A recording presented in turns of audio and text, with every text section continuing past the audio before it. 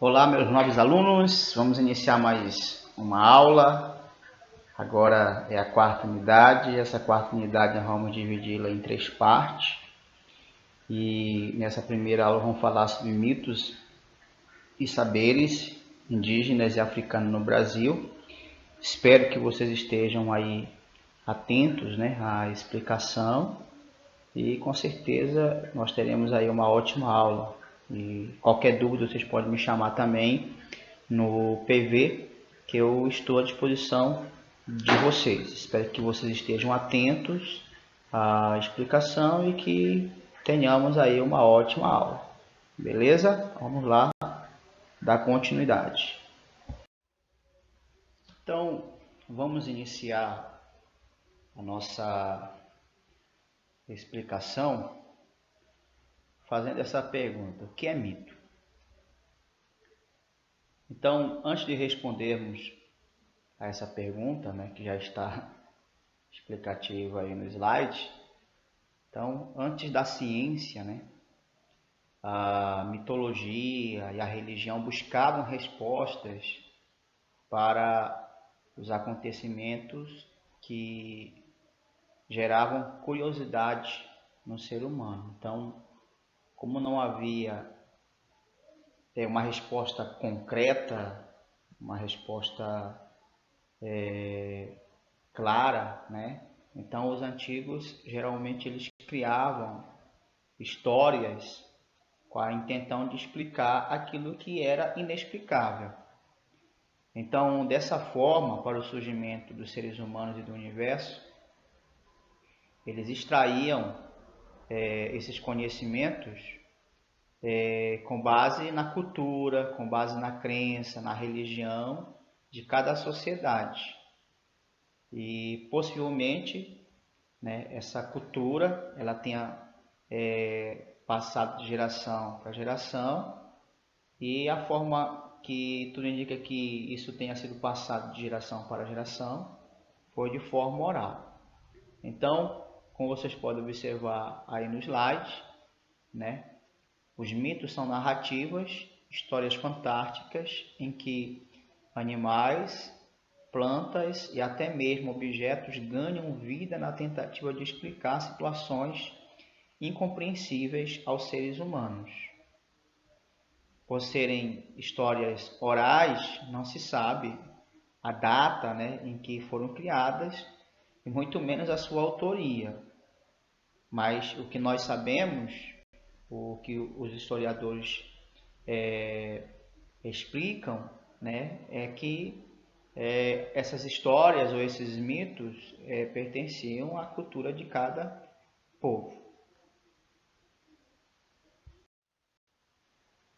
Então, sobre os mitos de criação, na primeira parte desta unidade, veremos aí os mitos de criação relacionados a 2 povos. Esses 2 povos formaram a nossa cultura, trazidos ali pelos colonizadores europeus. E falaremos também sobre os mitos de alguns povos indígenas, as sociedades originárias do território brasileiro e de alguns povos africanos, trazidos da África para o Brasil, a partir do século XVI. E assim como a nossa cultura, que é uma cultura cristã, consideram aí o mito da criação de seres humanos como Adão e Eva, nós que somos criacionistas, acreditamos que Deus criou todas as coisas, os indígenas e os africanos também têm suas narrativas.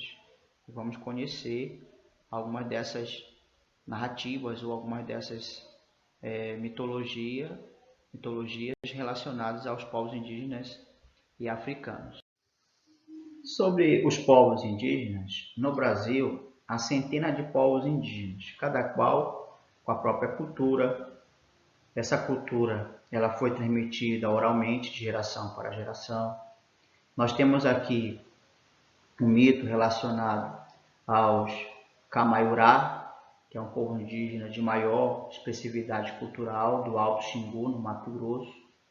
Nós temos a cosmologia, Lembrando que a cosmologia ela estuda a origem do universo, sua estrutura e evolução. Então nós temos a cosmologia auto-shambhana, que explica que o Demiurgo Mavutini, entidade que simboliza o princípio organizador do universo, entalhou os seres humanos em madeira retirada do pequiseiro, original, deu vida a eles soprando fumaça. Assim foram criadas as primeiras mulheres, entre elas a mãe dos gêmeos Sol e Lua, que serviam de modelo para esculpir os seres humanos.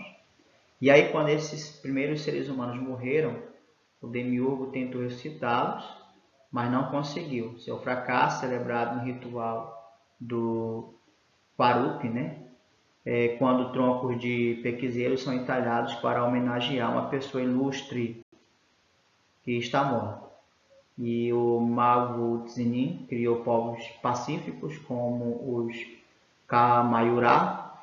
Já os povos Texucarramã e o Dijá e o Suyá foram criados pela cobra em razão de sua agressividade. E na mitologia dos Kamayurá podemos distinguir 3 marcos históricos referentes à periodização: o tempo mítico em que ocorreu a criação dos seres humanos, o tempo dos avós, período anterior ao contato com os colonizadores europeus, e posterior ao tempo mítico, e o tempo presente, iniciado a partir do contato com os colonizadores europeus, que se estende até os dias atuais. Vale lembrar que o tempo presente não ignora o mítico, pois mantém a essência do mito em seu cotidiano no século XXI. Povos africanos. A África é considerado o berço da humanidade, pois vários vestígios foram encontrados pelos arqueólogos dos seres humanos aqui nesse continente. Assim como acontece com os povos indígenas, os povos africanos também, eles são bem diferentes uns dos outros. Existe uma diversidade cultural. Apesar das culturas africanas serem milenares, a mitologia africana ela chegou ao Brasil no século XVI, com os escravizados. As religiões de matriz brasileira se formaram em diferentes momentos e de maneira diversificada, em razão da variação da chegada de cada grupo ao Brasil.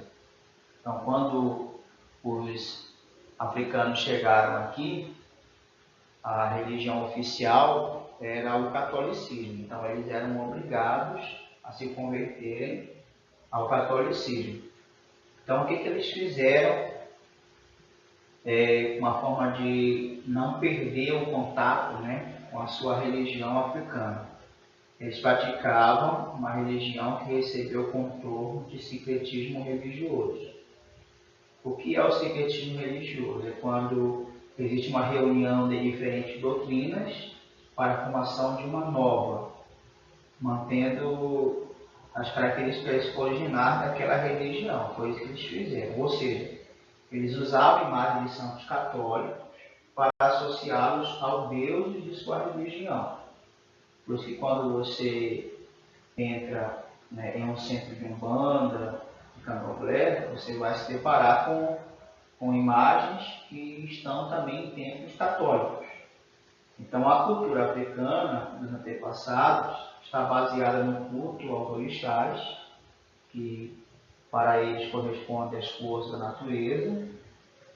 E assim como os indígenas e outros povos, os africanos também apresentam uma cultura oral. Pela diversidade étnica, nós temos o mito de criação dos Yorubas, povo da religião da África Ocidental.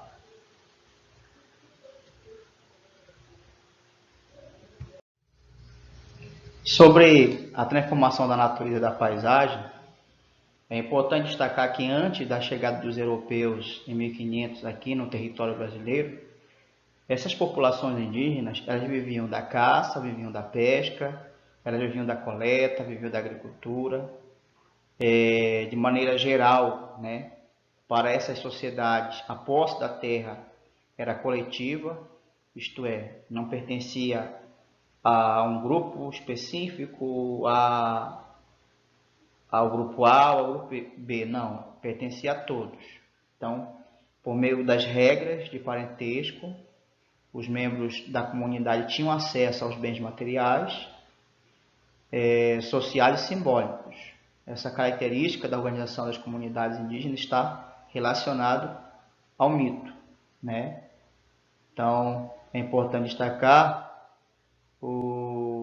essa é uma cosmovisão, e essa cosmovisão está relacionada à cosmologia. Segundo essa maneira de ver o mundo, né, dentro da cultura indígena, o espaço territorial é a razão de sua relação com o universo. Por isso, os Camaiuará e a maioria dos povos indígenas não considera a natureza e a terra como objeto de posse. Eles entendem que o meio ambiente é como um todo integrado, em que os componentes, incluindo a própria humanidade, se encontram em equilíbrios. Só que existe aquela dúvida, né? A dúvida está relacionada à seguinte questão: será possível afirmar que os povos indígenas não transformaram a natureza nem a paisagem? Qual seria a resposta para esta pergunta? Não podemos fazer essa afirmação, tá? Eles mantiveram o equilíbrio entre o universo e a humanidade, contudo praticaram a agricultura, construíram suas moradias e domesticaram animais. Muitos deles eram nômades ou seminômades. Então, esses povos transformaram o meio ambiente e até introduziram plantas exóticas no Brasil, ou seja, trouxeram espécies vegetais que não eram nativas de nosso país. Um exemplo é o milho. Então, assim nós encerramos essa primeira aula, tá? Qualquer dúvida vocês podem me chamar no PV e até a nossa próxima aula, que é a nossa segunda aula, beleza?